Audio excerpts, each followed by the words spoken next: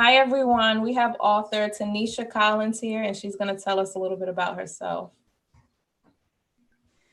Hey, I'm Tanisha Collins. As she said, I'm a wife, a mother, a Mimi, and an author, editor, proofreader.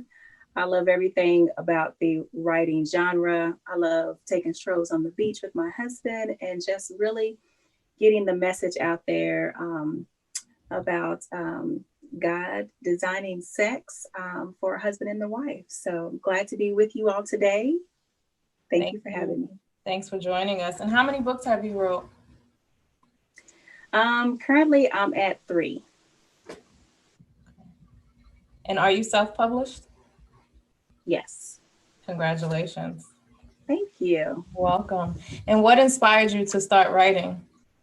Um, always talking about I'm always talking about sex. It is my number one topic, only because there are many women that are married who are in sexless marriages, and the hurt and all of the things that come from that help to destroy a marriage is why I began writing.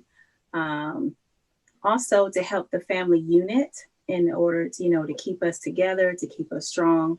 So because that's so important to me, I decided to really put down the things that I've learned so that I can help other people. Nice. And how long have you been writing? Um, it's been a while. But I just was published in 2018. Okay. So yeah, Okay. Have you ever experienced writer's block? yes, Yes. a lot. Okay, so tell us about your books. So, my very first book that was published is actually for children and parents. It's a devotional, and it is designed to help parents deal with that long phase of child rearing known as adolescence. It's that time where it's most difficult for parents. It's driving you crazy.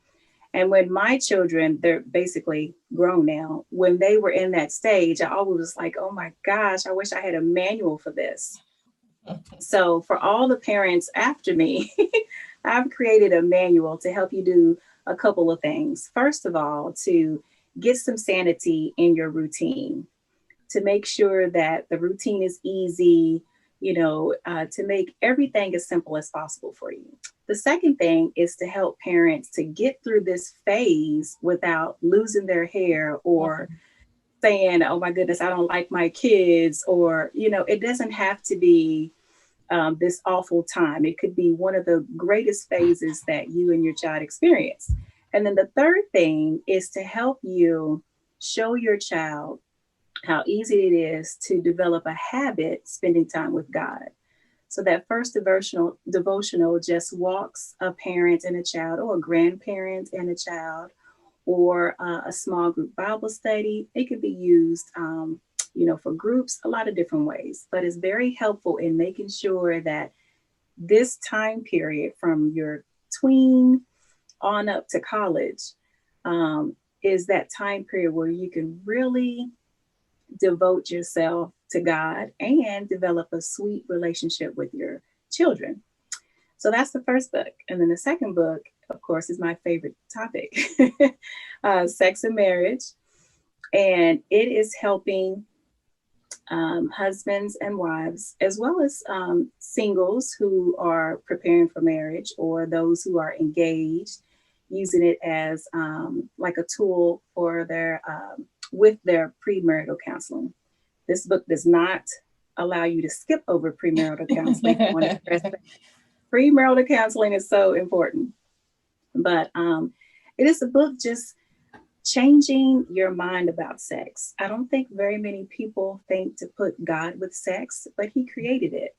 So it's about changing your mind about sex, about getting rid of any propaganda or any kind of thoughts that prevent you from actually enjoying sex with your own spouse.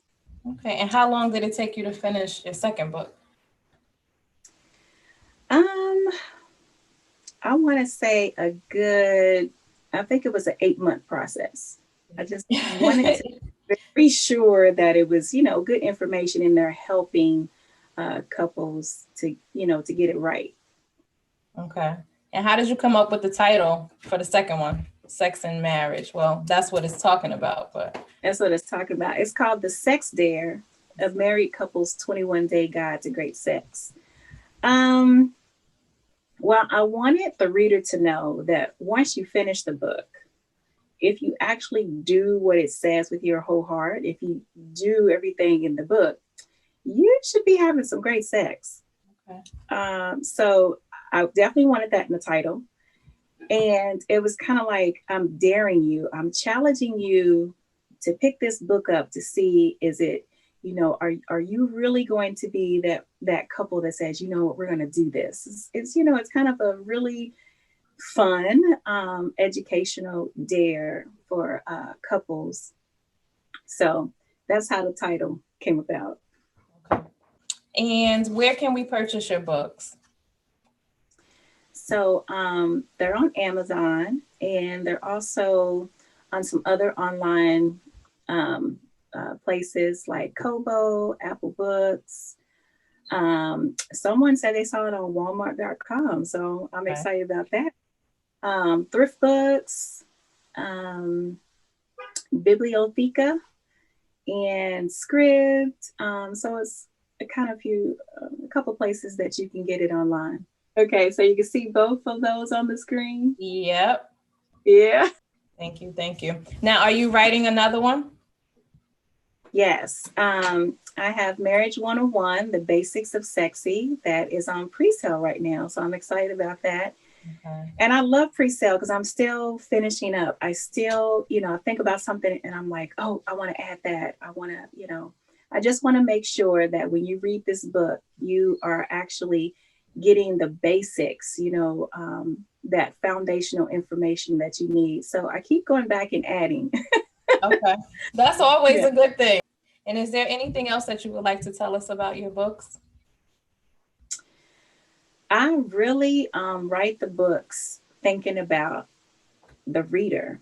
My aim is to make sure that in every relationship you have, people can see Jesus in you and in the relationship. A lot of people forget or don't realize that marriage is a ministry. And it's not just for you. Yes, you want to have a successful, loving, strong, godly marriage for yourself, but there are always people who are watching you. You always have a fan base. There may not be a paparazzi following you or anything like that, but someone is always looking at you, learning from you, whether that's your kids or your coworkers, but there's someone always looking at you. And when they look at you, I want them to be able to see Jesus in you and your relationship. So every time I'm writing a book, I'm always thinking about you and making sure that I give you something that can help you practically every day in order for that to happen. Thank you so much for that. And what's your Instagram and your Facebook name? So my Facebook, I have Tanisha C. It's my author page. And my Instagram is like a low key coaching page. But it's also Tanisha C. So it's like underscore Tanisha C underscore. Okay. Yeah. So yeah, my Instagram is all my personal business. So if you want to know what's going on with this author, what's going on in my life, it is there. I'm an open book. I thought you were going to say, go on Facebook, go on my Facebook page. Yes, go on my Facebook page. The Professional Tanisha Collins is on Facebook and LinkedIn and Pinterest. And the hey, this is, they're pretty much the same person, but yeah, you'll find all of my life on Instagram. On Instagram, yeah. Okay. Yeah. And do you read as well as write, or you're just a writer? I like to read. I'm not reading as much as I thought I would in COVID. I thought I was going to have all this time. I purchased all these books. I have a lot of author friends, so I'm always supporting them. And I was like, yeah, but I've noticed that I've put a lot of deadlines on myself and I'm doing a lot more because it's COVID. So I'm not having that time to read like I want to. Yeah. So I've already made a goal for 2021, one project at a time, so that I can enjoy my reading. I think I'm gonna need to use that as well, because I thought the same thing. Like, okay, I used to read like maybe 3 books a month.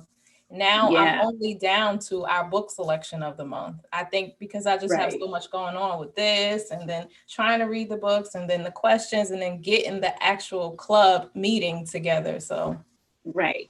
It's a lot of it it goes is. it you know, a lot of stuff. And when are you going to have time to read? Right. And then now Yeah, I'm doing audio. It's in my ear, just so I can move around and be on the go. And I'm a book reader, so I'll purchase the book because I like to smell the uh-huh. pages, and I have to buy the audio so I can get it done. So I'm buying the books twice. Right. So Yeah. you're buying the book twice. Yep. Yes, I've done that too, but I still can't find the time to get the audio in because I'm like, only thing I have audio is like Bible study or at the moment I need some worship music or so I'm still not reading my audiobooks either. Okay.